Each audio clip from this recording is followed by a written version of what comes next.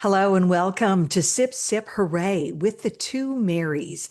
Before we start this episode, we want to address some breaking news about the USDA's alcohol guidelines. On June 18th, Reuters ran exclusive reporting that the USDA Federal Dietary Guidelines will drop the current recommendation of one alcoholic drink per day for women and two alcoholic drinks per day for men in the soon-to-be released update of the USDA Dietary Guidelines. There may be guidance to follow recommending drinking in moderation only, depending on your health situation. As of our recording on June 18th, Reuters sources are anonymous, but word is that the guidelines will be released by the end of June, which is much earlier than the anticipated end of the year schedule that has been typical. If this report does bear out to be true, there are huge implications for the alcohol industry, which has been very concerned that the guidance would advise cutting back on current consumption recommendations. Our podcast today is with Dr. Laura Catena, a physician and vintner. We spoke with her a week ago before this breaking news was available. However, the big news a week ago was that the American Heart Association had stated that moderate drinking may have no effect or could be beneficial for cardiac health. We reached out to Dr. Catena again today for her reaction on this latest news. She says an individual's personal guidelines for drinking should be the purview of that person and that person's doctor. She believes drinking over the current guidelines and binge drinking are always harmful. Notably, Dr. Catena says until the actual guidelines are released, she cannot comment further. So this is a developing story, Mary B., and we'll see what actually happens. But we want to give our listeners the current context for our now very timely conversation with Laura, who also reacts to other breaking wine and health news. And now, on to the podcast.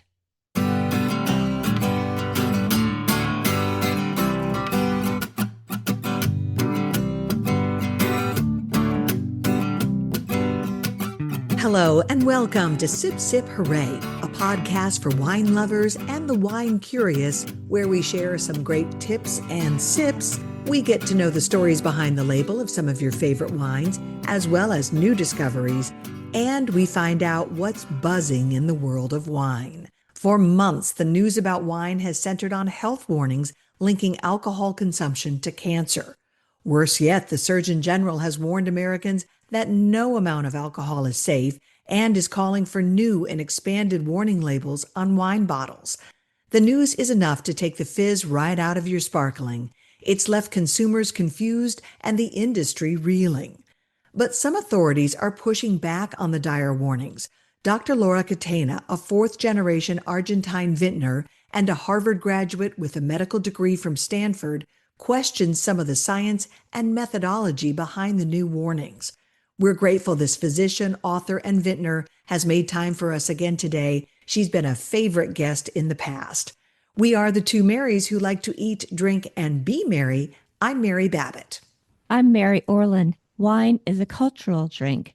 That's how our guest today, Laura Catena, sees it. As a fourth-generation vintner whose family staked a claim for Malbec in Argentina more than 100 years ago and pioneered high-elevation viticulture, Laura knows wine's cultural, agricultural, scientific, economic, and global history.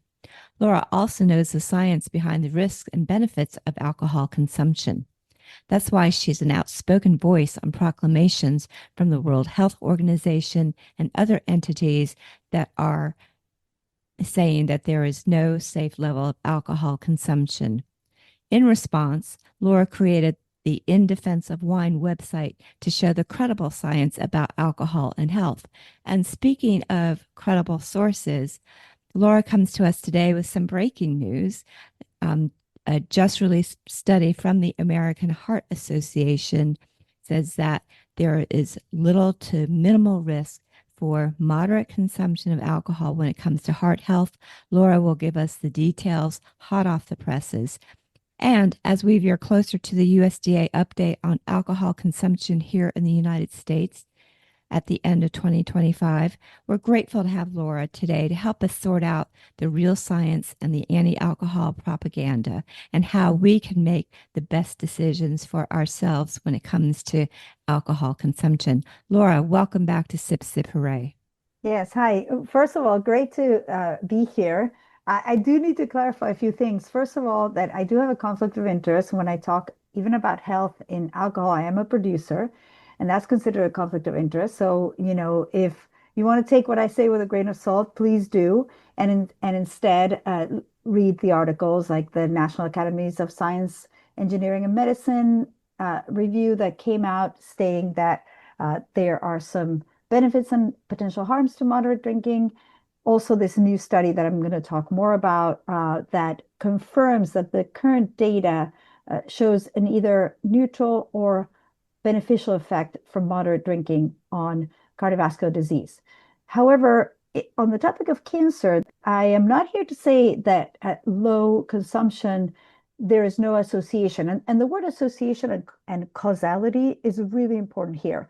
So there are some studies that have shown some associations for some populations. So, for example, if you're a smoker and you drink, that actually makes the cancer-provoking effects of smoking worse. The fact that you do both, so they're kind of two bad things together. They're more bad. Yeah. So if you let's say you have fatty liver for whatever reason, and you drink, well, then you might have an increased cancer risk because your liver is not processing the alcohol and your levels get higher. So I don't think that one can say that there are no associations between moderate drinking and some cancers. I think there are definitely some studies that show, for example, for breast cancer, that there might be an association between even low levels of drinking and some very slight increases. And the increases are slight. So a risk of 12% could end up in a risk of 13% over a lifetime. But I don't think that one can say that there is no risk whatsoever with moderate drinking uh, with the current data. What the word causality is what I object to because we only have observational studies.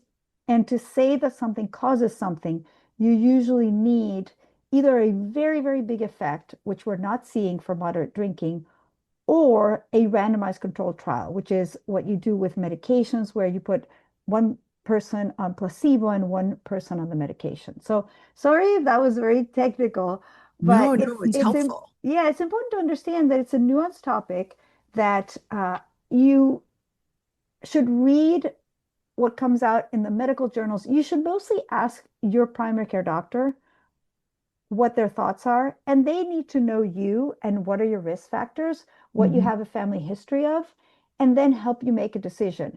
And what's really important about this American Heart Association statement is that they say that the current data would indicate that there's either a neutral or a beneficial effect from moderate drinking on the cardiovascular disease.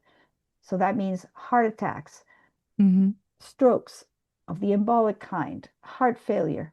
With atrial Mhm. fibrillation, for example, which is this fast irregular rhythm, they can't say there that actually might be increased even by moderate drinking. So what they're saying is, listen, there is definitely some data showing that there might be some cardiovascular benefits, but it's all observational, so we can't be sure.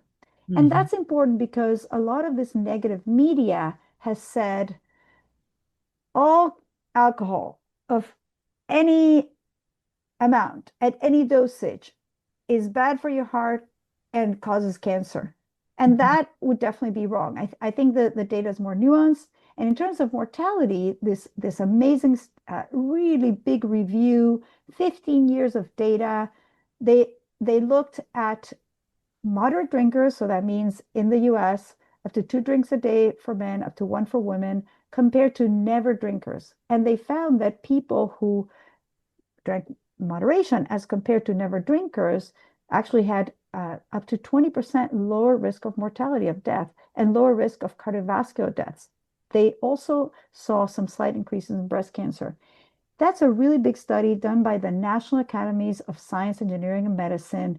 This is basically, the most reputable group of physicians from top universities that you could find. Hmm. And they came out with this declaration in January of 2025. So this is very recent. Right. So the bottom line is when you see these really alarmist articles, you need to talk to your doctor, have them look at your potential risk factors. But what I want to tell people is that in general, for a person that's healthy and drinking in moderation, which is again, up to one drink, up to two drinks for men, one for women, it's unlikely that this is a risky health decision for you. Now, that's very separate from binge drinking or drinking a lot. That's Sure.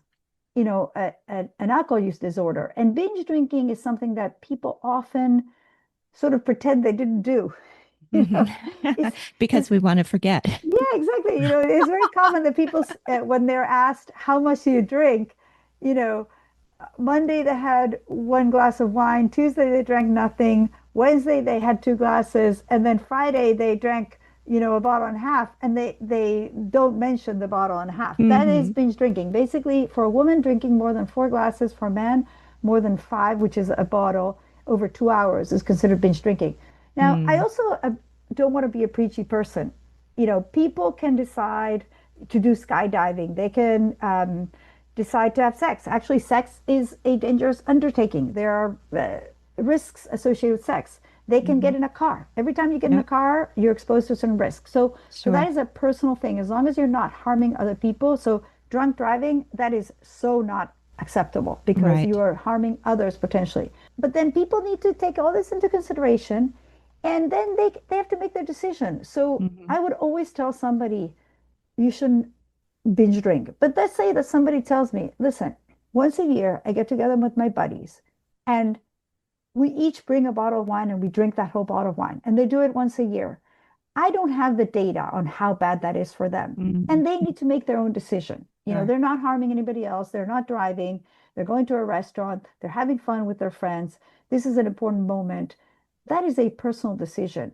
And that's Hmm. one of the other things that I'm telling people is you need to make your personal decision and you need to talk to your doctor who knows your whole medical history. Right. Well, I read that in some interview you did that you're saying that, if these organizations can say there's no safe level, then it's no longer a personal decision. Right. No, exactly. That's true. Because my fear is that they're now comparing alcohol to tobacco. And, Right. the American Heart Association just said the current data shows either neutral effect or reduction in heart disease. So, you know, better for health. Mhm. That's not what we see for tobacco. Tobacco, Hmm. one cigarette a day is already bad for your health. It increases risk of cancer and it increases risk of heart disease. So, the question I ask is if these anti-alcohol groups keep on making this comparison, which is incorrect, will it happen that, having a toast at your wedding would be the equivalent of sharing a cigarette, which nobody would Hmm. do? That's not a positive outcome for this traditional beverage that has brought people together up to, 6,000, 10,000 years. And which has gone through many phases. There's been prohibition, there's been, religious objections to drinking. There's many countries where people don't drink. But I think that most of the Western world has decided that whatever the harms, moderate drinking, provides some social cultural benefits. And I think that it is wrong to tell somebody that is enjoying alcohol in moderation, especially given the state that I'm describing, that they are a bad person or that, they're corrupt or, all the implications of Hmm. this language that's being used about alcohol. And the other thing that I think is Yeah. important is, as a doctor, to tell people anything you can do to cut down if you're drinking too much is already very positive. So, I tell my friends, okay, I know people who drink a bottle every day. They start when they get home from work, they have a glass, then they have two glasses with dinner, and then they finish with another glass or maybe some spirits. That would definitely be considered too much alcohol in terms of health for that person.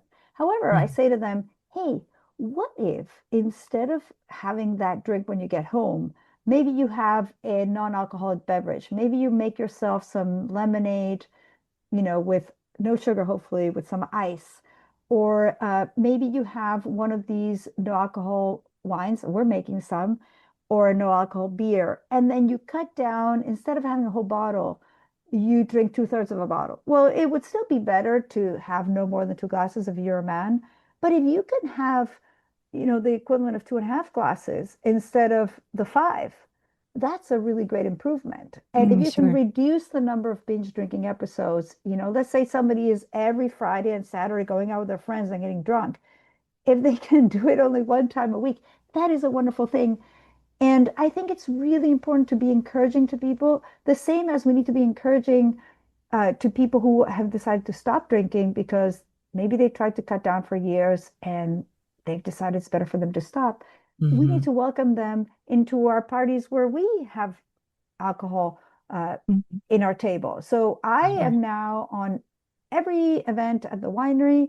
We have a no alcohol option. We have a restaurant that That's just got a great. Michelin star. We Yes. provide a no alcohol alternative to anybody that wants to do no alcohol, or even we Mm. have a low alcohol alternative.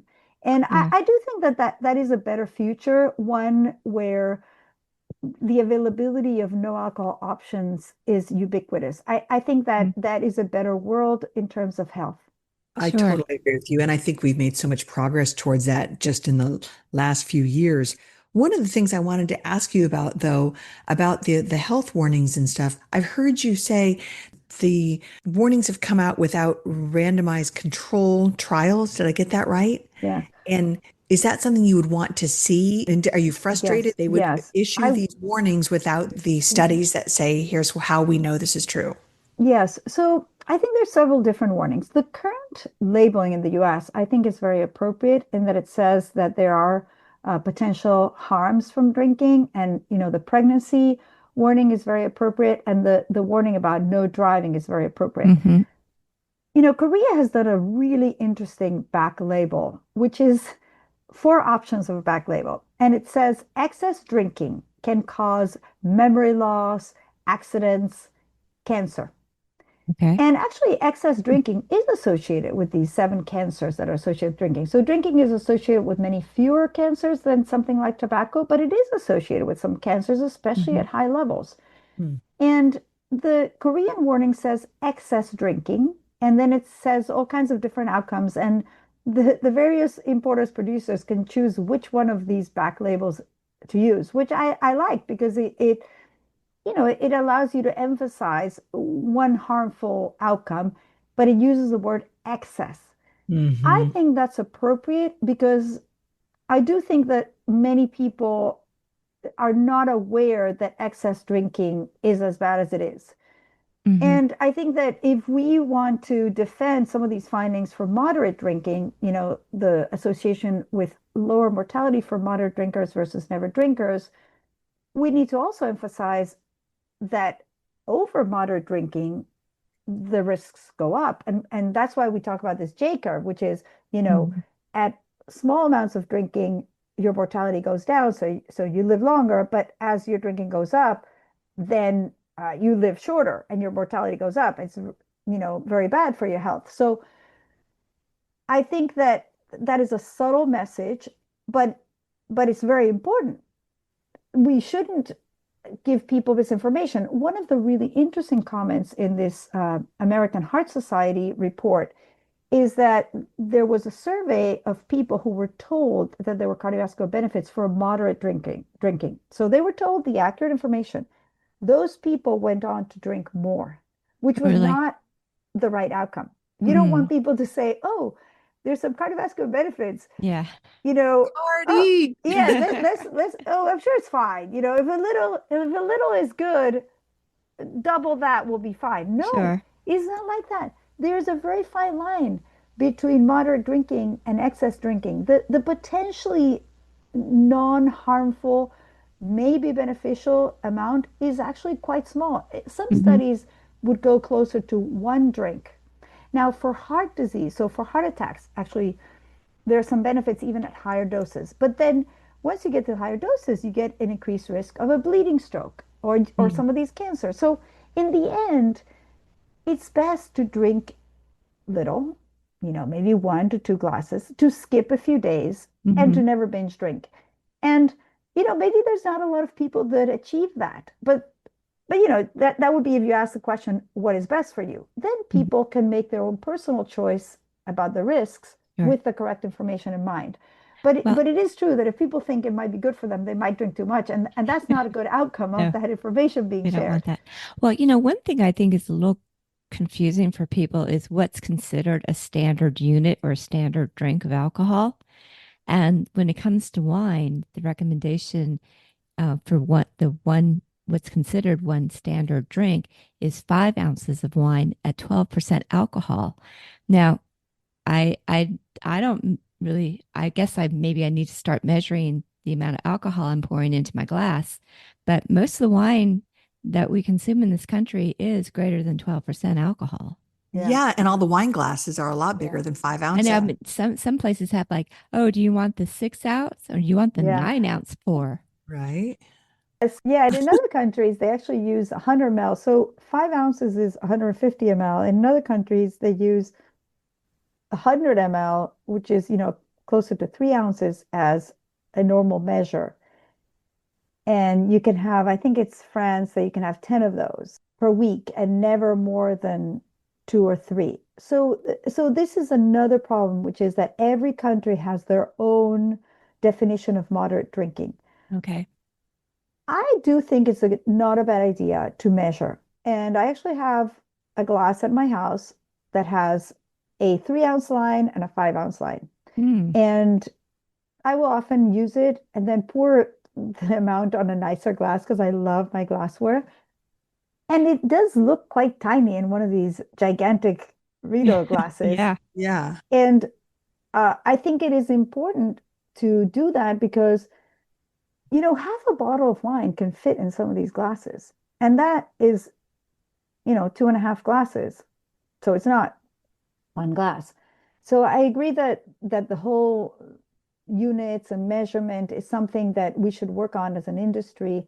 I also get very upset when I go to wine tastings and you can't find the water. It's nowhere to be found. It's in All some right. corner, or you have to go to the bathroom to find it. mhm, And there's no spittoons. And right. I actually think that top restaurants, even Michelin star restaurants, should offer people a little bucket to spit in, or maybe a paper cup, or some pretty little dark ceramic bowl or something. Mhm. I think that spitting should be much more acceptable. I Right. think water should be really abundant.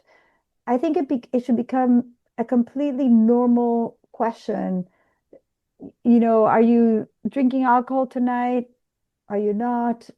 You know, I just think that we need to normalize the different variations of drinking with or without alcohol. I Sure. totally agree. And I think socially, I'm starting to see that with my friends. And it's, maybe it's our age, but I think a lot of people are rethinking their alcohol consumption and being more careful about it. But one of the things I wanted to ask you about, Laura, was the warning labels and the reason, if I read correctly, why you're not selling your wines in Ireland. Can you talk to us Yes, about that? yes, yes. Okay, so in Ireland, they are requiring a label that says that alcohol, and they don't say excess alcohol like in Korea, just alcohol causes liver disease and fatal cancers. Wow. So first of all, even the person behind this whole label movement, a doctor from Ireland, was on a debate with me on Irish radio. Mm. And a wine drinker called in and said, doctor, to the Irish doctor, who is the liver specialist, by the way, are you telling me that my 1 glass of red wine per night drinking habit is causing liver disease? And the guy actually had to say, if you're healthy, it's not. There's no Mm. proof to it. So there is no proof that a Okay. healthy person that does not have a enzyme deficiency. So some people have this enzyme deficiency that means that they get really bright red. sometimes when they drink and they feel the effects really strongly. Somebody who has that enzyme deficiency, which is a genetic thing, should drink less because that means that their body can't metabolize alcohol quickly. But if you have, the more common enzyme and your liver is of a normal person, um, you should be able to metabolize alcohol and it should not harm your liver. And there's actually a randomized controlled study they did in Israel with diabetics who were randomized to drinking wine or not, and they saw no effect on the liver. They did ultrasounds, they did lab tests. So a normal liver should not have a problem with moderate alcohol. Then let's go to cancer. The word they want to use is causality. So to show causality, so for example, at higher levels of drinking, liver cancer, yes. If you are drinking a lot, there is a higher risk of liver cancer. And they have proven this because the effects are so large. At low drinking levels, this National Academy study said they could make no statements for any of the cancers, oral, esophageal, liver, colon, that are associated with heavier drinking. They said they could not make any statements when comparing moderate drinkers to never drinkers. They did find this 5 to 10% increase in breast cancer, which doesn't mean that your risk goes from 10% to 20%. It means that if your risk before was, 10%, it goes up to 10.5 or 11%. But again, it's an association. There could be confounders. It could be that people who drink wine tend to get more mammograms because that group of people tends to get more mammograms or whatever. But the breast cancer findings have now been found for decades, and I think they're probably real, and it's related to alcohol slightly increasing estrogen. And I think that that is something that the data supports. And, I mean, I don't love it as a producer. I feel like, wow, that's kind of a bummer that they found this association. But again, to go from that association to putting it on the label, I think there's not enough evidence to put it on the label. And the other problem is that if you're going to put information based on this observational data, then you should also put the 20% lower mortality. So if they were to put, okay, there's an association between drinking and liver disease and cancers, and there's also an association between moderate drinking and less heart attacks and longer lifespan, I think that would be presenting the nuanced topic. If you only put the negative and you don't put the positive, well, then are you really giving people accurate information? And that's why, I don't feel comfortable putting this warning label. And I think as a doctor, to put misinformation on our family's wine would be wrong. If they were to change the sentence to excess drinking, I would very happily put it on our labels. I don't know that I would choose to, because I think it's best to talk about this with your doctor. But I think to say that excess drinking causes harms to health would be a very acceptable label. And it is what the US label says currently, that there's harms to health, that there I can't remember the exact wording, but it does mention that there's health harms. Right. But it's so confusing because there's so many things coming out. We just talked about the American Heart Association study, but there was another recent study, the World Cancer Research Fund just published a review. And basically their headline was women should avoid alcohol altogether to reduce the risk of breast cancer. And but that's if you only care about breast cancer. If you care about living longer and you believe the national academies, which is literally, it was a group of, statisticians, cardiac specialists, internal medicine doctors, they saw this slight increase in breast cancer, but lower mortality and lower heart problems. And, as I said before, 10 times more women die of heart causes than breast cancer. So I don't know that that is correct advice, especially if that person really enjoys the drinking. It would be like, to me, it would be the same as saying to somebody, hey, if you drive your car you're gonna go to the gym where you like going and you're gonna exercise, but don't do it because there's a risk to driving your Yeah. car. Or don't go out in the sun. Or oh, the sun is another one. Yeah. I mean, sunlight intensity, UV light increases the risk of cancer. That's factual. That's just a number. And it would be the same as telling people don't go out in the sun. And we Hmm. wouldn't do that. So to recommend that women should not drink is, I think it's extreme. And again, it shouldn't be on some, big article that goes out to all people without explaining the other findings. Hmm. Hmm. Or Do even you? asking them, how important is it to their enjoyment, to their lifestyle? And the truth is, as compared to cigarettes, which I really resent the comparison because I think it's so different smoking from alcohol, not just in terms of the negative health impacts of tobacco that are so much broader and at very low doses as opposed to alcohol, but also there's a lot of people drinking in moderation. The largest part of the population is able to drink in moderation, whereas it is well known that most people are not able to smoke in small amounts. And small amounts are bad too, but it's very difficult to smoke very little. Most people who smoke a lot. And so that's another thing that's different. A lot of people drink in moderation. They drink, Hmm. at celebrations. They drink maybe once a week. My dentist, he loves wine. So he drinks Friday and Saturday in moderation. He doesn't drink during the week because, he's got his dental practice and he likes to get up early. And, it is definitely true that not drinking is better for sleep.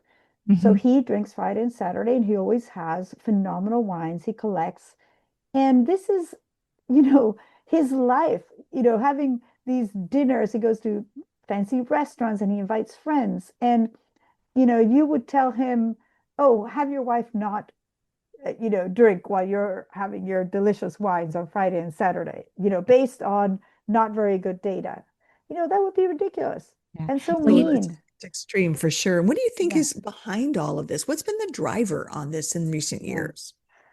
Well, I mean, I think a lot of the drivers are potentially good intentions. So, the harms of excess drinking are very bad. A lot of people die from drinking too much, from accidents, and there's a lot of countries where moderate drinking is not the norm. So in Mediterranean lifestyle countries like Italy, France, Spain, Argentina, the US I think is a little bit mixed. People really drink with meals. They rarely ever drink outside meals. The Mediterranean drinking pattern has been shown over and over again to be associated with positive health outcomes. They're doing a big study on that, randomized controlled in Spain right now, which will give more definitive answers. Hmm. So, Mediterranean drinking pattern is with meals in the company of family and friends and no binge drinking. That's a really good pattern.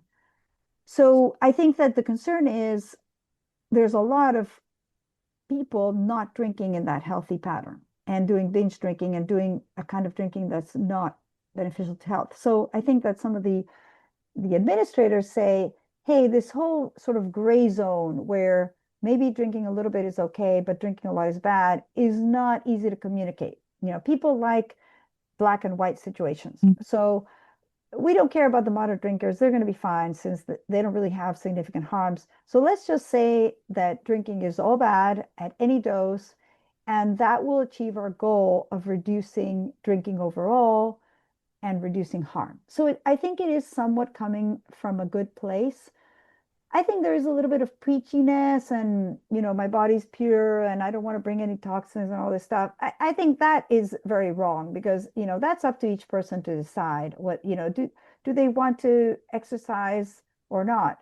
Of course, it'd be great for everybody to exercise, but if somebody really doesn't want to exercise and they want to sit on their couch and watch TV, that is their decision. If they're being a member of society and not harming others, of course we need to encourage them, but it's not our job to tell people what to do.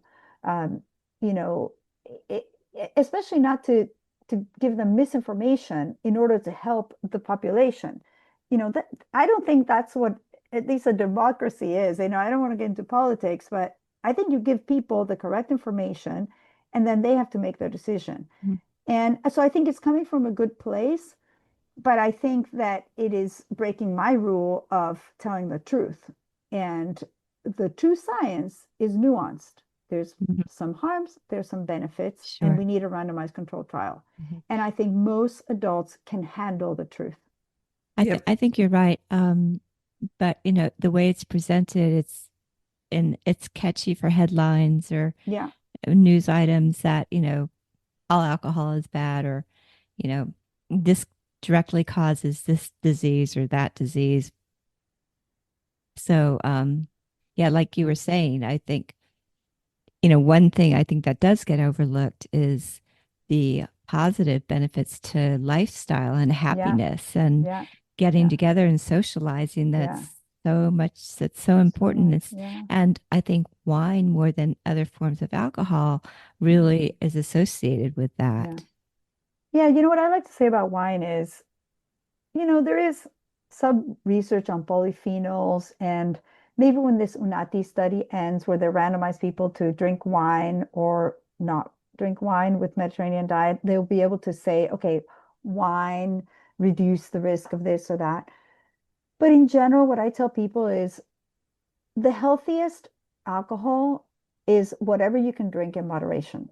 And what's great about wine is the Mediterranean pattern of drinking that is always with food. And also, the advantage there is that when you drink with food, the alcohol is metabolized more slowly. And the harm comes from a high level of alcohol in your blood. So, if you're able to drink really slowly, eat at the same time, drink some water. If you're talking with your friends, you're really just sipping slowly. Your levels go up and your liver metabolizes the alcohol so quickly that you really shouldn't have any harms, or at least the harms should be minimized. It's when people drink on an empty stomach or have, shots, or, you know, they're doing one of these games, Yeah. where like people go around, then your level goes up really high. And it's like the sunlight. If you have a little sun in your skin, it's vitamin D, it's wonderful. If you get burnt, well, that really increases your risk of skin cancer. So I think that wine is just culturally consumed in this pattern of moderation that's healthy. But I also want to be respectful of people whose cultural tradition is to do something else. So, the guys that like to have, one or two beers or more, but I don't recommend that while they watch a game, you know, Mhm. leave them alone. They sit there, they watch the game, they shout. I would never do that because I'm not a TV person. But when you look at a group of men, and I know some women get really into it too. My son and Right. his girlfriend, they're both really into sports. You Mm. watch them there sitting with their little beer. They are so happy. Why would somebody want to make Hmm. them feel bad about that? And that's Hmm. their habit. It's beer. My husband is of Irish descent. He likes having a whiskey here and there. That's Mhm. great. That's his culture. That's what he learned. And there's all these beautiful traditions behind the spirits of the world. I mean, every country has their spirit and their tradition of, having, this little drink at some point as a celebration or at the end of the day. And that is associated with sharing, with family, with tradition. And I really think that what we should be obsessing over is moderation, how to do moderation, studying that, and then doing a Mm. randomized controlled trial so that we can be truthful with people. We can say, okay, this kind of drinking is bad, this kind of drinking is neutral or potentially good for you. Mhm. Definitively. Yeah. You, interestingly, you even created a website in defense of wine where Yeah. you've explained, you have a little video presentation, you've Yeah. explained your point about moderation and the dangers of drinking excessively. And there was a place where you could even, you told people how to submit public comments Yes. to HHS and the USDA. Yes. Yeah. So tell me, as you look down the road here, you mentioned a Spanish study. What else is coming that may change the tides here or change your industry? Well, I feel like I have almost more bad news than good news. The Spanish study is the great piece of good news that we will have an answer. And the answer might be that actually alcohol is not good for you.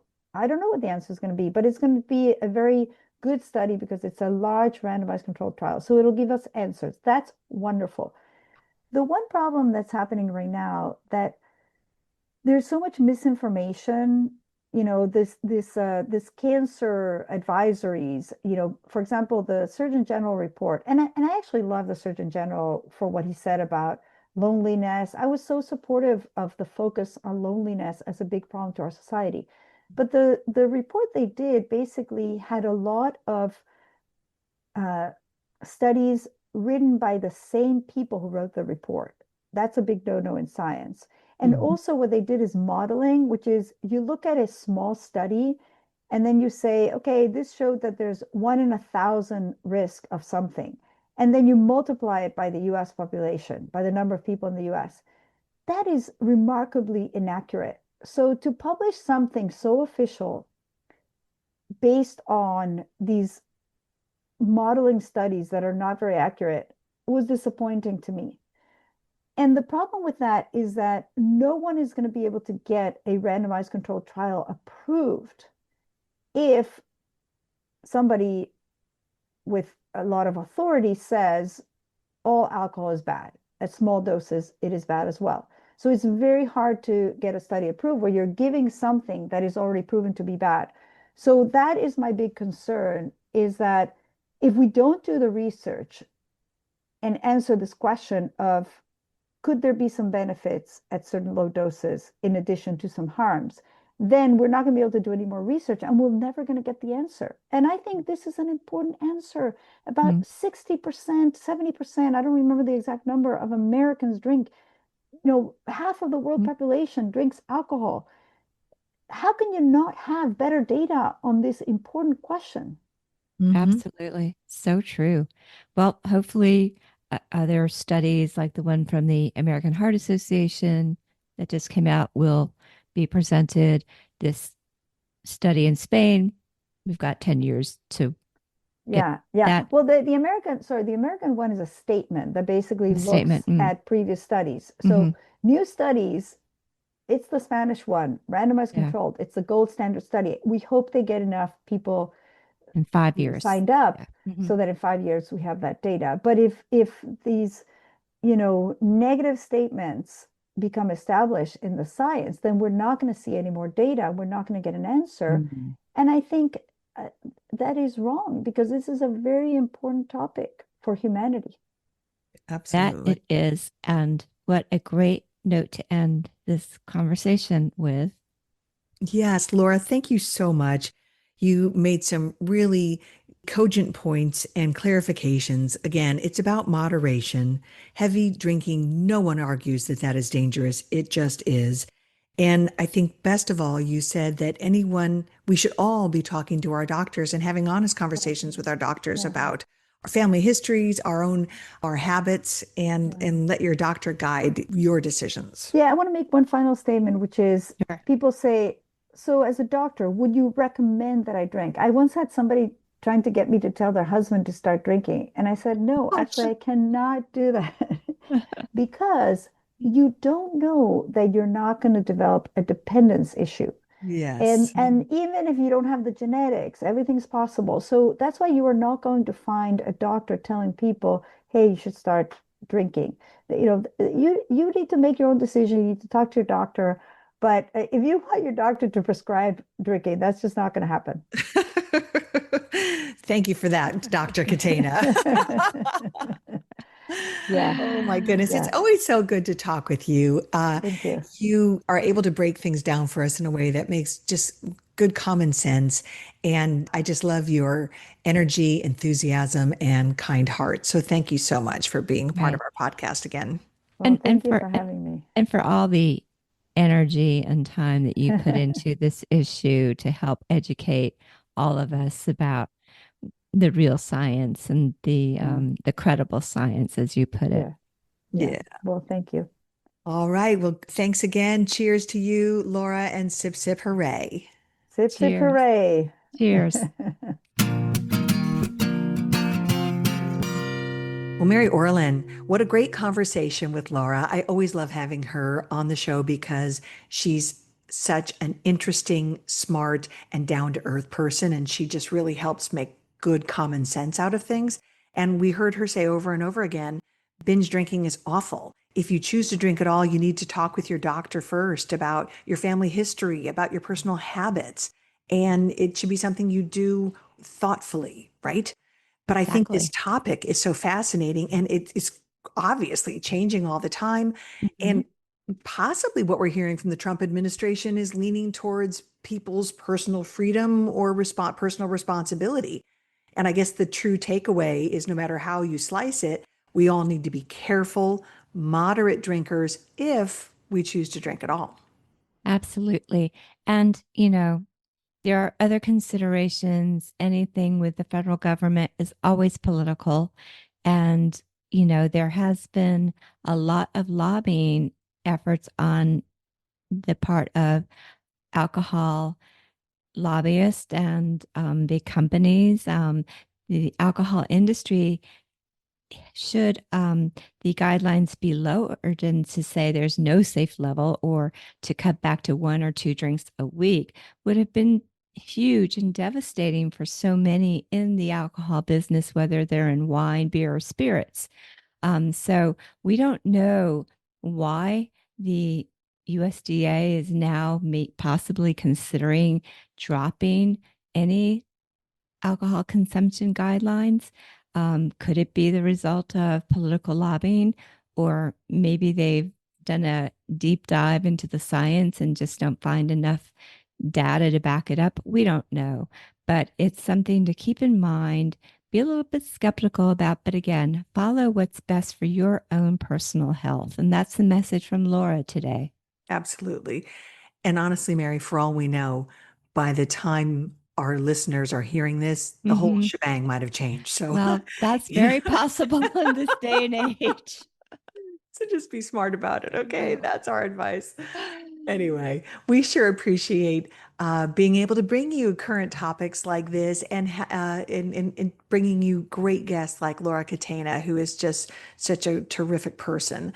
So if you like the show, please rate us, comment, like, share, do all the things because that can only help us. Right. And we have lots of information from Laura's interview today posted on our show notes at sipsiphoorayypodcast.com. We also have a Substack. We encourage you to go there, subscribe, and that way you get notified every time we drop a new episode. Yeah, we are Sip Sip Hooray Podcast on Instagram and Facebook. And we always invite you to stay in touch with us. If there's a story you want us to cover, or if you want us to know something about wine that so far we don't, please share it with us. That's right. So, well, Mary B., this has been a very interesting topic to cover. I'm sure this is not the last time we'll do it. I haven't said this since my TV days, but stay tuned. That's right. All right. Thanks, Mary. everyone, for listening. Sip, sip, hooray. Cheers to you, Mary. Sip, sip, hooray.